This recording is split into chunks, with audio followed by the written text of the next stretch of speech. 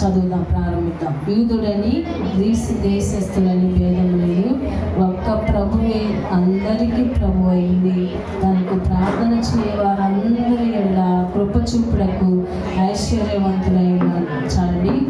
దేవుని వాక్య భాగాన్ని ప్రారంభించడానికి ముందుగా దేవుని దాసులు మనతో చెప్పినట్లుగా ఆకలి కొనిన వారికి మంచి పదార్థములతో ఆయన తృప్తిపరచును, ధనవంతులు ఒట్టి చేతులతో ఆయన పంపించి వేశాడని మనం చదువుకున్నాం.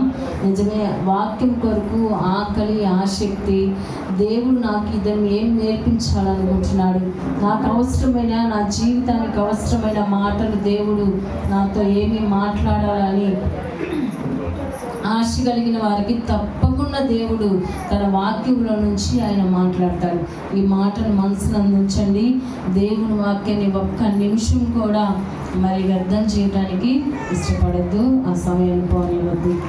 యేసు ప్రభువారు శిష్యులతో ఆయన బోధించుచున్నప్పుడు, అందరు నా వైపు చూడండి, శిష్యులైన వారికి యేసు ప్రభువారు బోధిస్తున్నప్పుడు ఆయన రాజు సంబంధించిన విషయాలు కానీ, లేకపోతే ఆయన శిష్యులు అడిగిన ప్రశ్నలకి సమాధానాలు కానీ శిష్యులు చాలా జాగ్రత్తగా దేవుని మాటలు విన్నారంట.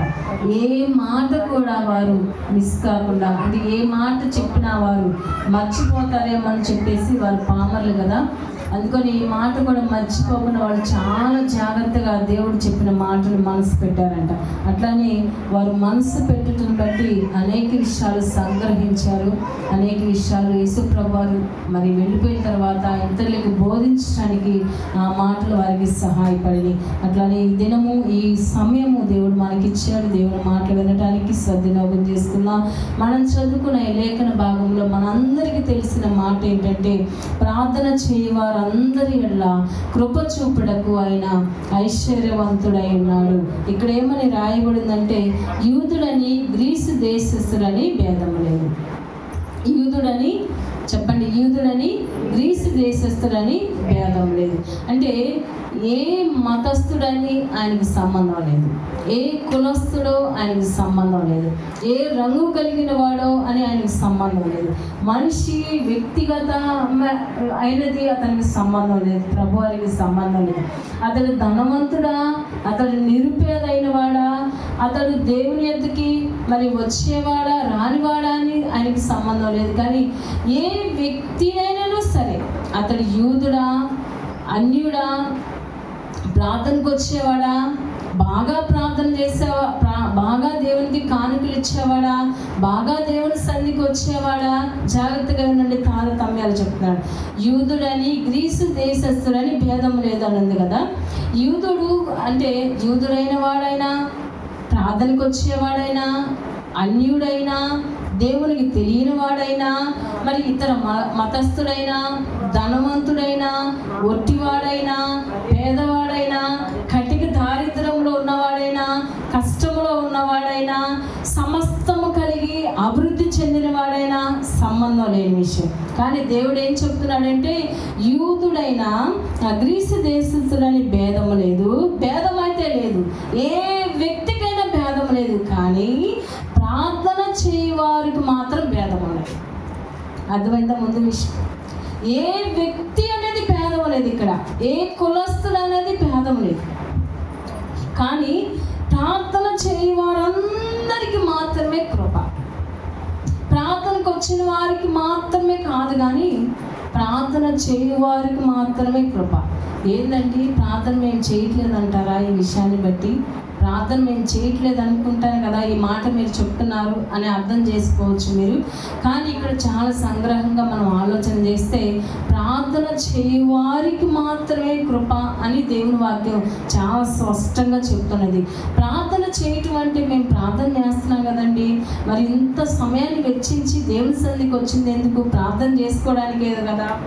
ఎంత సమయాన్ని వెచ్చించి, ఎంత సమయాన్ని మేము బయట పనులకు ఉపయోగించుకోకుండా దేవుని సన్నిధికి వచ్చింది ఎందుకు? ప్రార్థన చేసుకోవడానికే కదా అని మీకు ఒక ఆలోచన రావచ్చు. కానీ ఇక్కడ దేవుని వాక్యం ఏం చెప్తుందంటే, ప్రార్థన చేయవారందరి ఎడల కృప చూపుటకు ఆయన ఐశ్వర్యవంతుడై ఉన్నాడు. ఈరోజు కుటుంబం మీదకి దేవుని యొక్క కృప కావాలని ప్రతి ఒక్కరంగా ఆశపడుతున్నాం. వాస్తవమేనంటారు ఈ మాట. మన యొక్క పరిస్థితులకి దేవుని కృప అవసరం, మన యొక్క ఉద్యోగములకి దేవుని యొక్క కృప అవసరం, మన యొక్క పిల్లల యొక్క భవిష్యత్తుకి దేవుని యొక్క కృప అవసరం, మన యొక్క సమస్తమైన కార్యములకి దేవుని యొక్క కృప అవసరం. దేవుని యొక్క కృప లేనిదే మనం ఏమీ సాధించలేమన్న విషయాన్ని మొదట మనం తెలుసుకోవాలి. దేవుని యొక్క సహాయము లేనిదే మనం ఏమి సాధించలేమన్న విషయాన్ని మనం గ్రహించాలి. దేవుని కృప లేనిదే మన జీవిత మనుగడము మనం సాగించలేమన్న విషయాన్ని మనం సంగ్రహంగా తెలుసుకోవాలి. ఎందుకంటే దేవుని కృపే మనల్ని హెచ్చించింది, దేవుని కృపే మనల్ని అభివృద్ధిలోనికి తీసుకొస్తుంది, దేవుని కృపే ఉన్నతమైన స్థానంలోనికి ఎదగడానికి మనకు సహాయం చేసింది, దేవుని యొక్క కృపే ఉన్నతమైన ఆలోచన చేయడానికి కూడా దేవునికి మనకు సహాయం చేసింది. కనుక ఇంత ఉన్నతమైన కృపను పొందడానికి మనం చేయవలసింది ఏంటంటే ఇక్కడ ఒక కండిషన్ పెట్టాడు దేవుడు. ఏమనంటే ప్రార్థన చేయు వారందరికీ కృప. ప్రార్థనకు వచ్చే వారికి కాదు కృప, ప్రార్థన చేయు వారందరికీ కృప చూపుటకు ఆయన ఐశ్వర్యవంతుడై ఉన్నాడు. ఎవరికి కృప చూపిస్తాడు దేవుడు అనే మాట మనం ఆలోచన చేస్తే, దీనులకు కృపానుగ్రహిస్తానని దేవుని వాక్యం సెలవిస్తున్నది. దీనులకు కృపానుగ్రహిస్తాను అని దేవుని వాక్యం సెలవిస్తున్నప్పుడు మరి దీనులుగా బ్రతకడం ఎలాగా అని మనం నేర్చుకోవాలి. దీనులుగా బ్రతకడం ఎలాగా? ఇంకా దేవుని వాక్యం ఏం చెప్తుందంటే, కీర్తనలు 130 కీర్తన భాగం 7వ వచనంలో యెహోవా కొరకు ఆశ పెట్టుకొనుము, అక్కడ ఒక మాట చదువుకున్నాం. కీర్తనలు 130 కీర్తన భాగంలో నుంచి 7వ వచనాన్ని నేను చదువుకున్నాను. ఎవరికి దేవుడు కృప చూపిస్తాడు అనే మాటలోనికి మనం వస్తే 7వ వచనాన్ని చదువుతున్నాను. ఇశ్రాయేలు యెహోవా మీద ఆశ పెట్టుకొనుము, ఆయన యొక్క కృప దొరుకును అని రాయబడింది. ఎవరికి కృప అంటే ప్రార్థన చేయ వారందరికీ కృప అని చదువుకున్నాం. ఇక్కడ ఏమని మాట్లాడుతున్నాడంటే దావీదు, ఇశ్రాయేలు యెహోవా మీద ఆశ పెట్టుకొనుము, ఆయన యొక్క ఏం దొరుకునంట చెప్పండి, ఏం దొరుకును? ఆయన యొక్క కృప దొరుకును, ఆయన యొక్క కృప దొరుకును. ఈరోజు మనకు అవసరమైనది, కావలసినది, ఉపయోగపడేది, మనల్ని గొప్ప చేసేది ఏదైనా ఉందంటే దేవుని కృపని నేర్చుకున్నాం. ఈ కృప కొరకు మనం ఎలాగో మరి ఆ కృపను పొందడానికి మనం ఎలాగో జీవించాలి అంటే ఇక్కడ ఏమని రాయబడిందంటే, యెహోవా కొరకు ఆశ పెట్టుకొనుము, ఆయన యొక్క కృప దొరుకును. మన జీవితాల్లో దేవుని కొరకు మనం ఆశ పెట్టుకోవాలి. ఏమని ఆశ పెట్టుకోవాలంటే, అయ్యా నీ కృప ద్వారా నేను సమస్తము చేయగలను ఆశ పెట్టుకోవాలండి. నీ కృప ద్వారా మాత్రమే నా జీవితానికి, నా పిల్లల భవిష్యత్తుకి, నా సమస్యలకి, నా జీవితాన్ని మనుగడ సాగించడానికి నీ కృప నాకు కావాలి. కనుక నేను నీ మీద నేను ఆశ పెట్టుకొని ఉన్నానయ్యా. ఇక్కడ దేవుని వాక్యం చెప్తుంది, యెహోవా కొరకు ఆశ పెట్టుకొనుము, ఆయన యొక్క కృప దొరుకును. దేవుని కొరకు ఎవరైతే, దేవుని యొక్క కార్యముల కొరకు ఎవరైతే ఆశ పెట్టుకుంటారో వారికి కృప దొరుకును. మనం మొట్టమొదటి ఏం చదువుకున్నా? ప్రార్థన చేయ వారందరికీ కృప దొరుకును అని చదువుకున్నా. రెండోదిగా మనం ఏం చదువుకుంటున్నామంటే, ఆశ పెట్టుకున్న వారికి కృప దొరుకును. ఎవరికి చెప్పండి? ఏ ఆశ పెట్టుకోవాలి? అందరికంటే నేనే బాగుండాలనా? అందరికంటే మనం ఉన్నతమైన స్థానంలో ఉండాలనా? లేకపోతే అని ఆలోచన చేయడం తప్పని నేను అనట్లేదండి. ఆలోచన చేయాలి, అలాగా మనం మిన్నగా ఉండాలి, మన పరిస్థితులు బాగుపడాలి ఆలోచించడం తప్పులేదు. కానీ ఆ ఆశ దేవుని కృప ద్వారా మనం సంపాదించుకోవాలి. ఆ విషయాన్ని నేను గుర్తు చేస్తున్నా. ఆశ కలగడం తప్పులేదు, కానీ దురాశ తప్పు. ధనం సంపాదించడం తప్పు కాదు, కానీ ధనాపేక్ష తప్పు, అది తప్పు. ఆశ కలిగి ఉండాలి, మంచి ఉద్దేశములు కలిగి ఉండాలి, మంచి ఆశను కలిగి ఉండాలి. అది ఆశ దేవుని కృప ద్వారా మాత్రమే మనం సంపాదించుకోవాలి. కానీ అది నేను సంపాదించింది, నేను కలిగి ఉన్నది, నేను పొందుకున్నది, నేను మాత్రమే చేయగలను, నేను మాత్రమే సాధించగలను అన్నది తప్పు. అది దేవుడు మెచ్చని విషయం. కానీ దేవుడు వాక్యం ఏం చెప్తుందంటే, కృప చూపిస్తాను అని చెప్తున్నాడు. ఎలాగ చూపిస్తాడు? ఎలాగ దాన్ని పొందుకోవాలి అంటే, యెహోవా కొరకు ఏం చేయాలంట? ఆశ పెట్టుకొనుము. ఇశ్రాయేలు యెహోవా కొరకు ఆశ పెట్టుకొనుము, ఆయన యొద్ద కృప దొరుకును, ఆయన యొద్ద సంపూర్ణ విమోచన మనకు దొరుకును. సంపూర్ణమైన విమోచన, సంపూర్ణమైన మనుషుల్ని మనం ఆశ్రయిస్తే, లేకపోతే మనుషుల యొక్క దగ్గరికి వెళితే వారు సరైన మనకు సమస్యకు సంబంధించిన సరైన ఆలోచన, పరిపూర్ణమైన సమాధానం వారు ఇవ్వలేకపోవచ్చు. వాస్తవేనంటారా? మన సమస్యకు తగినట్టుగా పరిపూర్ణమైన పరిష్కారం వారు చూపించలేకపోవచ్చు, మరి పరిపూర్ణమైన సమాధానం వారు ఇవ్వలేకపోవచ్చు. కానీ దేవుని యొద్దకు వచ్చినప్పుడు ఆయన కృప ద్వారా సంపూర్ణమైన విడుదల మన సమస్యకి దొరుకుతుందండి. హల్లెలూయా చెప్పండి గట్టిగా. మన యొక్క సమస్యకి పరిపూర్ణమైన సమాధానం ఆయన కృప ద్వారా దేవుడు మనకిస్తాడు. అందుకు దేవుని కొరకు ఆశ పెట్టుకోవాలి. అయ్యా, నా జీవితంలో నీ కృప ద్వారా నేను సమస్తమును సాధించగలను కనుక నీ మీదే నేను ఆశ పెట్టుకొని ఉన్నానయ్యా. నీ కొరకు నేను ఆశ పెట్టుకొని జీవించడానికి నాకు సహాయం చేయి. నీ కృప ద్వారానే మాత్రమే ఆగిపోయిన కార్యం నా కుటుంబంలో జరుగుతాయిగా. నేను ఎన్నడూ ఇది సాధించలేను అనుకున్న విషయాలని, ఆగిపోయిన ప్రతి సమస్యకి నీ కృప ద్వారా నాకు పరిష్కారం దొరుకుద్దయ్యా. నా హృదయం అంతటితో నీ మీద నేను ఆశ పెట్టుకున్నానయ్యా.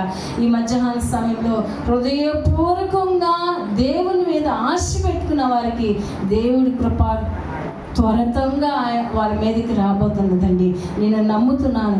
ఎందుకంటే ప్రార్థనాపూర్వకంగా ఈ ఉపవాస కూటం అనేది మీరంతా క్యాజువల్గా వచ్చారేమో అనుకుంటున్నారు. కానీ దేవుని సన్నిధిలో మరి సిద్ధపాటు కలిగి దేవుని సన్నిధికి మనం వచ్చినప్పుడు దేవుడు తప్పకుండా మన జీవితాలకి, మన సమస్య పరిష్కారాన్ని చూపిస్తాడు. రోమపత్రిక 10వ అధ్యాయం 12వ వచనం మనం చదువుకున్న వాక్య భాగాల ప్రకారంగా ప్రార్థన చేయి వారందరికీ కృప చూపిస్తాడు.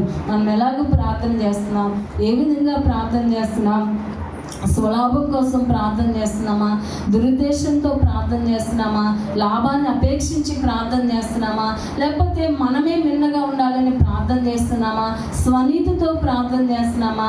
గర్వంతో ప్రార్థన చేస్తున్నామా? ఎలాగ ప్రార్థన చేస్తున్నాం? ఇవన్నీ నేను చెప్పిన మాటలన్నీ బైబిల్ గ్రంథంలో ఉంది. మీరు దురుద్దేశంతో అడుగుదురు కనుక మీకేమీ లభించిందనేది. మరి నీతిమంతులు పరిసయ్యులు, సుంకరి వారు దేవుని సన్నిధిలోకి వెళ్ళినప్పుడు పరిసయ్యుల ప్రార్థన దేవుడు అంగీకరించలేదు, కానీ సుంకరి ప్రార్థన దేవుడు అంగీకరించాడు. ఎందుకు అంగీకరించాడో మనకు తెలుసు. తను తాను తగ్గించుకొని పాపినైన నన్ను క్షమించమని హృదయపూర్వకంగా కేకలు వేసినప్పుడు దేవుడు అతని ప్రార్థన ఆలకించాడు. ప్రార్థన చేయడంలో ఎన్నో రకమైన మలుపులు అక్కడ రాయబడినది. ప్రార్థన అనేసరికి నిరాశతో ప్రార్థన చేస్తున్నామా? ఆసక్తితో ప్రార్థన చేస్తున్నామా? విసుగుదలతో ప్రార్థన చేస్తున్నామా? లేకపోతే అత్యాశక్తితో ప్రార్థన చేస్తున్నామా? లేకపోతే దేవుడు నాకు ఏం చేశాడని విసుగుదలతో ప్రార్థన చేస్తున్నామా? అలక్ష్యంతో ప్రార్థన చేస్తున్నామా? ప్రార్థన చెయ్యాలి కనుక ప్రార్థన చేస్తున్నామా? ప్రార్థనకు వచ్చేవి కనుక ప్రార్థన చేస్తున్నామా? ఏ ఉద్దేశంతో ప్రార్థన చేస్తున్నావు? ఇక్కడ కూర్చున్న ప్రతి వాని హృదయంలో ఏ ఉద్దేశంతో, ఏ సమస్యతో, ఏ మనసుతో, ఏ యొక్క హృదయంతో ప్రార్థన చేస్తారో అటువంటి వారికి వారు చేసిన దానికి, వారు చేసిన ప్రార్థన, వారు హృదయాన్ని బట్టి దేవుడు ప్రతిఫలం ఇవ్వాలని నేను ఆశపడుతున్నాం. ఈ మధ్యాహ్న సమయంలో నేనేం చెప్పాలనుకుంటున్నానంటే, దేవుని యొక్క కృప కొరకు ఆశపడండి. దేవుని యొక్క కృప కొరకు, కృప పొందుట కొరకు మీరు ఆశపడండి. దేవుడు తప్పకుండా మన కుటుంబాల మీద దేవుని కృపని దేవుని కృప చూపించడానికి ఆయన ఇష్టపడుతున్నాడు. ఇంకో వాక్య భాగాన్ని మనం చదువుకున్నాం. యెషయా గ్రంథము 55వ అధ్యాయం చూడండి. యెషయా గ్రంథము 55వ అధ్యాయంలో ఒక మాట రాయబడి ఉంటుంది. ఎవరికి దేవుడు కృప చూపించాడో మనం చదువుకున్నట్లయితే యెషయా గ్రంథము 55వ అధ్యాయము 3వ వచనాన్ని నేను చదువుతున్నాను చూడండి. చెవియొగ్గి నా ఎద్దుకు రండి, మీరు వినున్నట్లుగా మీరు వినిన ఎడల మీరు బ్రతుకుదురు. నేను మీతో నిత్య నిబంధన చేసేదను. దావీదునకు చూపిన శాశ్వతమైన కృపను మీకు చూపదును. మరి ఒకసారి చదువుతున్నాను చూడండి. యెషయా గ్రంథము 55వ అధ్యాయం 3వ వచనం. చెవియొగ్గి నా ఎద్దుకు రండి, మీరు వినిన ఎడల మీరు బ్రతుకుదురు. నేను మీతో నిత్య నిబంధన చేసేదను. దావీదునకు చూపిన శాశ్వత కృపను మీకు చూపేదను. దేవుడు చెప్పిన మాట అబద్ధం అంటారా? ఏం అబద్ధం కాదు. దావీదునకు చూపిన శాశ్వత కృపను మీకు చూపిస్తాను. మరి మన కృపను పొందలేకపోవడానికి కారణం ఏంటి? దావీదుకేమో దేవుడు శాశ్వతమైన కృపను చూపించాడు. నేను మీకు కూడా కృప చూపిస్తానని చెప్తున్నాడు. దేవుడు ఇక్కడికి వచ్చిన మనందరి శాశ్వతమైన కృపను చూపిస్తానని చెప్తున్నాడు. మరి పొందలేకపోవడానికి కారణం ఏంటి? ఆ కృపను పొందలేకపోవడానికి కారణం ఏంటి? దేవుడు చెప్పింది అబద్ధమా? దేవుడు శాశ్వత కృపను చూపిస్తానని చెప్పిన మాట అబద్ధమా? లేకపోతే మనం పొందుకోలేకపోవడం లోపమా? దేవుడు ఏమంటున్నాడు? శాశ్వత కృప దావీదుకు మాత్రమే కాదు, ఇక్కడ కూర్చున్న ప్రతి ఒక్కరు, స్త్రీ అని లేదు, పురుషుడని లేదు, వృద్ధుడని లేదు, యవనస్తుడని లేదు, చిన్నపిల్లలని తేడా లేదు, ఎటువంటి వారికి కూడా శాశ్వతమైన కృపను నేను ఇస్తాను, మీ అందరికీ నేను ఇస్తాను. మరి ఎలాగా? దేవుడితో లోపం కాదని మనం ఒప్పుకుంటున్నాం.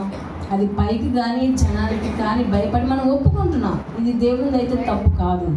మరి మనం ఎలాగ పొందుకోగలము? ఇక్కడ ఏమని మాట్లాడుతున్నాడంటే, నేను మీతో నిత్య నిబంధన చేస్తున్నాను, నేను నిబంధన చేస్తున్నాను. ఈ నిబంధన మారిపోనిది, మార్చచాలనిది నిబంధన. నేను మాట మాట్లాడినంటే అది చేసి తీరుతాను. ఏమని? దావీదుకు చూపిన శాశ్వతం నీకు నాకు అందరికీ చూపిస్తానని. ఇది నిత్యమైన నిబంధన. ఇది మీరు రాసి పెట్టుకోండి, ఇది మీ హృదయాల్లో గట్టిగా రాసి పెట్టుకోండి. ఈ మాట నేను చూపిస్తానన్న మాట, మరి కృప చూపిస్తానన్న మాట వాస్తవమే, నిబంధన ఇది. కానీ మనం ఎలాగ పొందుకోవాలి? 3వ వచనంలో ఏమని రాయబడిందంటే, మీరు వినిన ఎడల మీరు బ్రతుకుదురు. మీరు వినిన ఎడల ఏమని వినాలి? ఏమి వినాలి అంటే, దేవుడు ఏం చెప్పాడు? ఈ మాటను మనము నమ్మాలి. నాకు దావీదుకు చూపిన శాశ్వత కృప, ఈ నిబంధన దేవుడు నాతో చేశాడు. దావీదుకు మాత్రమే చేయలేదు, మరి ఇంకొకరు ఎవరితో మాత్రమే చేయలేదు, చేసిన నాకు కూడా దేవుడు ఇస్తానని చెప్పాడు.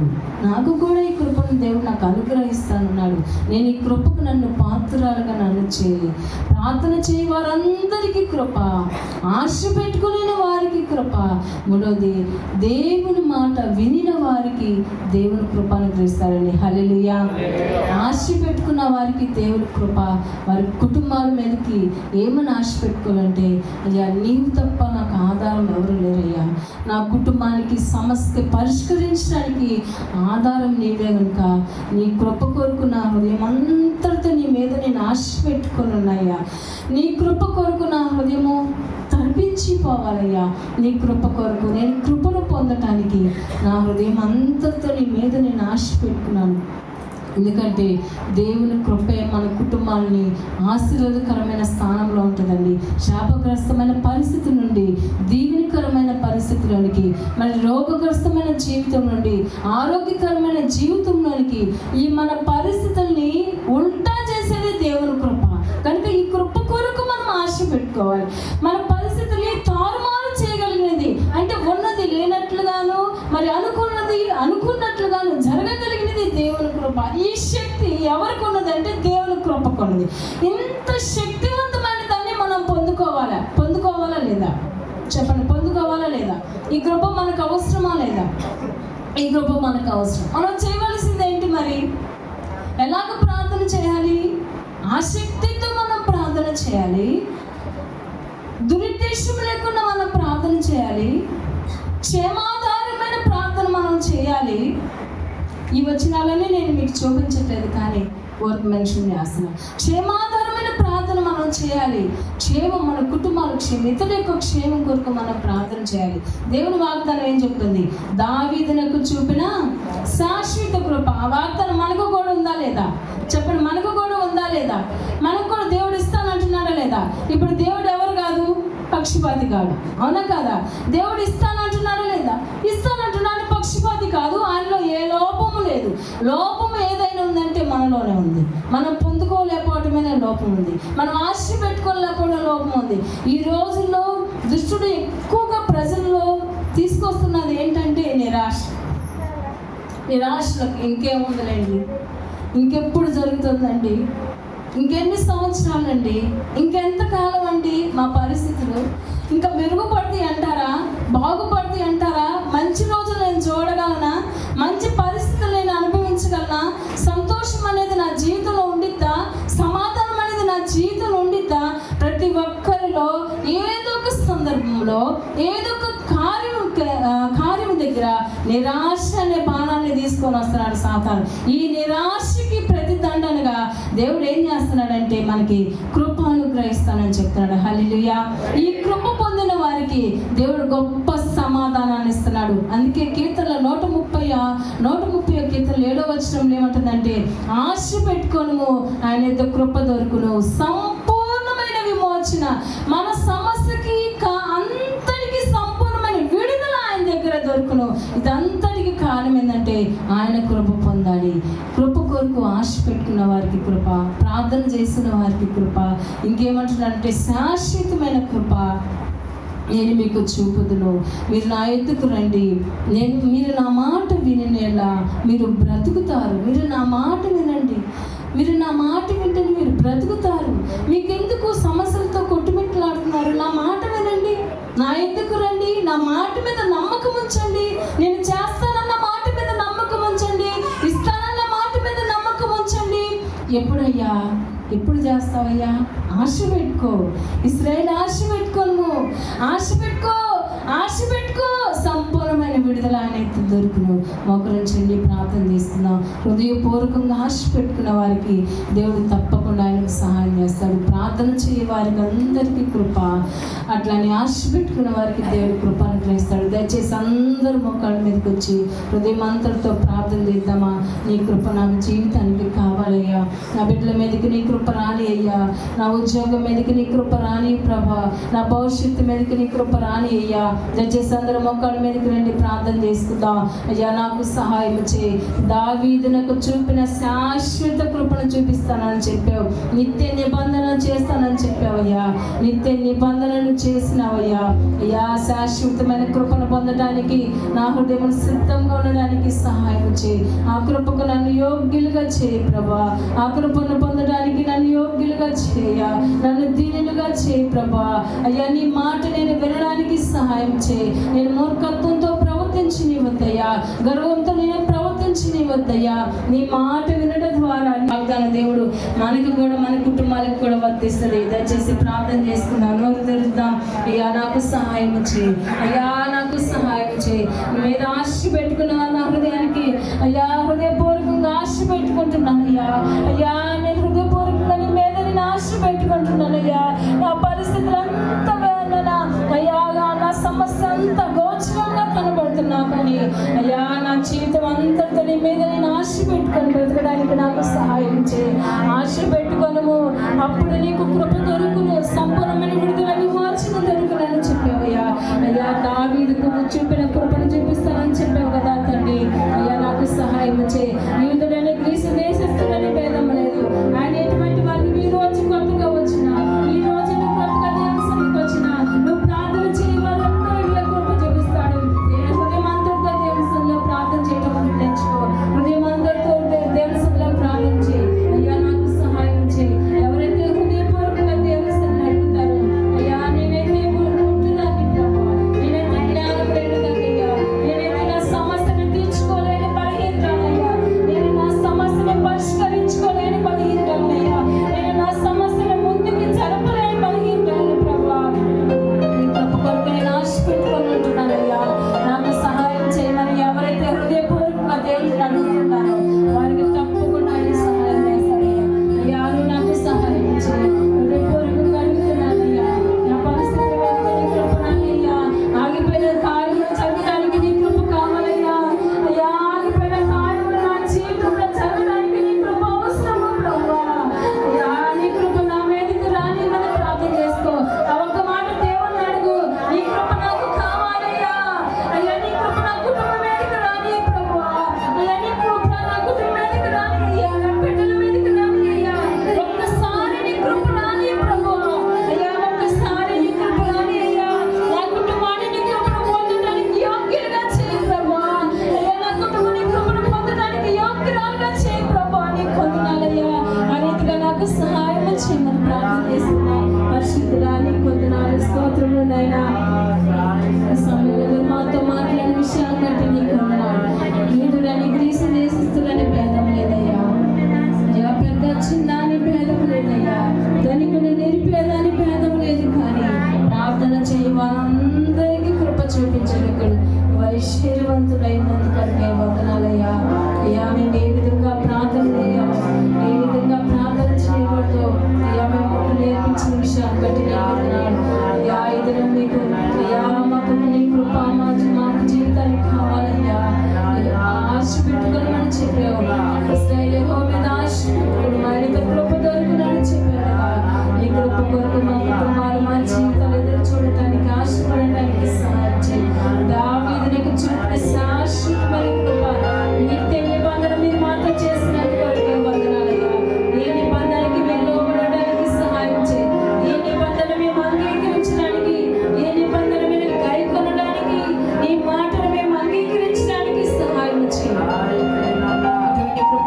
అందరికీ